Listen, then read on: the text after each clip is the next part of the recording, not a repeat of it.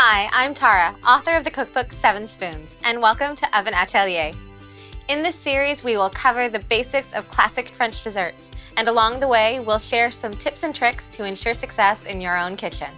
Today, we're making buttery Madeleines.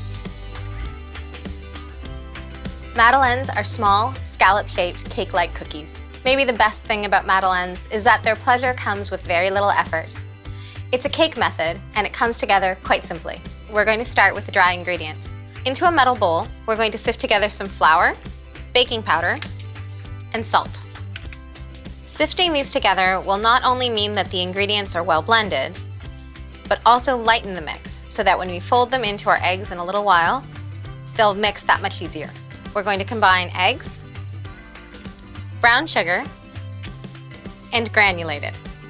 We're going to whip this with the machine on high for 5 to 8 minutes, at which point it should be light, yellow, and the other thing that you'll look out for is it'll actually start folding back onto itself, like a thick ribbon. You can see the eggs are thick, almost marshmallowy. All of that air is what's going to give us light, fluffy Madeleines. Move your sifter over the bowl, and then add about 1/3 of the dry ingredients. Since we're trying for lightness, we'll sift those in as well, and then fold. Once that's incorporated, we'll add another 1/3. Sift, and fold again. And the rest.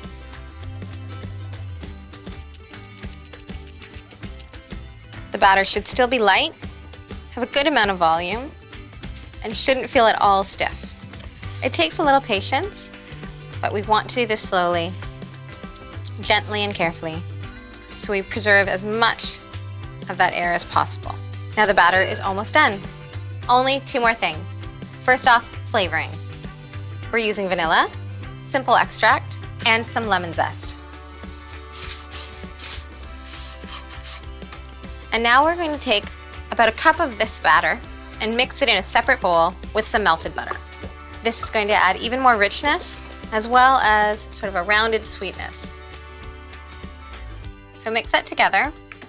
Now once that's smooth, everything goes back into the batter bowl. At this point, the batter has to be rested. So cover and refrigerate for at least 1 to 2 hours, but preferably overnight, and up to 3 days. Letting the batter really chill down, we'll end up with a lighter, spongier, airier Madeleine, one free of any stodge. And that is it for this step. When it comes to selecting Madeleine pans, you have options. French blue steel are the best, but they're hard to come by. So if you get non-stick, pay attention to the cooking time and temperature. You may need to reduce both, or your Madeleines could overcook. Silicone pans like this one won't give you the exact crust of blue steel, but they last a lifetime and the Madeleines release beautifully. Once your batter is well chilled, you can fill your pans. Using a spring-loaded scoop like this one, or a tablespoon, you're going to fill the Madeleines. Keeping the batter toward the middle will give them their trademark hump. It's actually the unevenness of the batter that will give the Madeleines that sought-after crisped edge.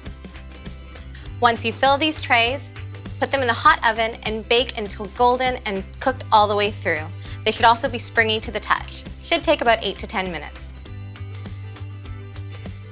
You could dip your Madeleines in melted chocolate or shower them with icing sugar. Oh, and by the way, if you don't have the tins, you can always use a mini muffin tin instead. Soft and rich, the perfect Madeleine. Please like, follow, and subscribe to CBC Life for more recipes like this one. If you try any of the recipes, please use the hashtag #Atelier so we can see what you're up to.